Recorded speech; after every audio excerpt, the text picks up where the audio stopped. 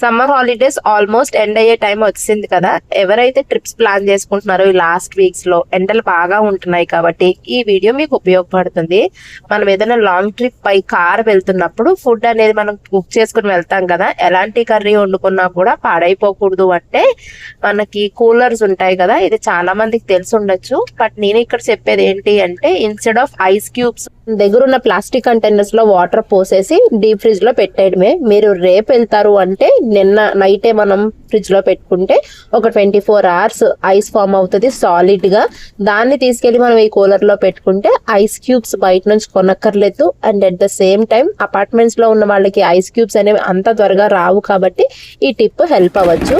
Just ఈజీగా demould అయిపోతాయి plastic containers నుంచి ఐస్ క్యూబ్స్. దాన్ని మనం దీనిలో పెట్టి మీకు కావాల్సిన ఫుడ్ ని మీరు ప్యాక్ చేసుకుంటే 24 hours ఫుడ్ ఫ్రెష్ గానే ఉంటుంది. లైక్ పన్నీర్ గ్రేవీ కానీ, ఇలా శనగల కూర కానీ, ఏదైనా చికెన్ కర్రీస్ కానీ పెట్టుకొని వెళ్తున్నారు అంటే అప్పుడు వాటికి ఇది యూస్ చేసుకోవచ్చు.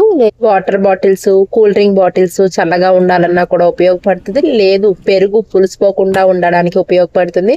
కొంతమంది దోశ బ్యాటర్ కూడా పట్టుకెళ్తారు కాబట్టి అలాంటి వాళ్ళకి కూడా ఈ కూలర్ ఉపయోగపడుతుంది. ఈ టిప్ కనుక మీకు నచ్చితే ట్రై చేయండి. మేమైతే ఇక్కడ పచ్చడి, స్వీట్స్, మజ్జిగ, కూర పెట్టుకున్నాం. Thanks for watching this video. Please consider subscribe. Product details కావాలి అంటే నాకు మెసేజ్ పెట్టమని నేను అడగను. మీరు గూగుల్ చేస్తే ఈజీగా ప్రొడక్ట్ డీటెయిల్స్ దొరుకుతాయి. వాల్మార్ట్ లో అయితే అవైలబుల్ గా ఉంది. Please subscribe.